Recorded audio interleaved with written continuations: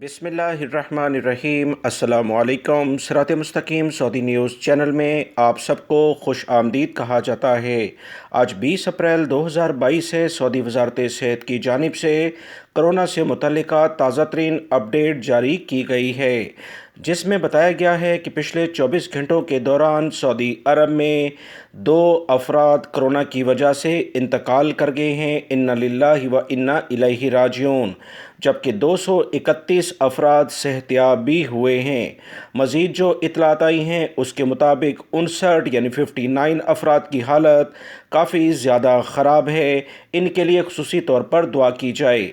Saudi वजारत सेहत ने मज़ीद इतलात शेयर करते हुए बताया है कि 146 अफराद पिछले 24 घंटों के दौरान सऊदी अरब में कोरोना का शिकार हुए हैं। 146 अफराद ज़्यादातर वो हैं जिन्होंने कोरोना की दोनों वैक्सीन नहीं लगवाई थी। याद रखें, रश वाली जगहों पर मास्क के इस्तेमाल को यकीनी बनाएं। वीडियो लाइक करके शेयर भी कीजिएगा। अस्सलामु अलैकुम।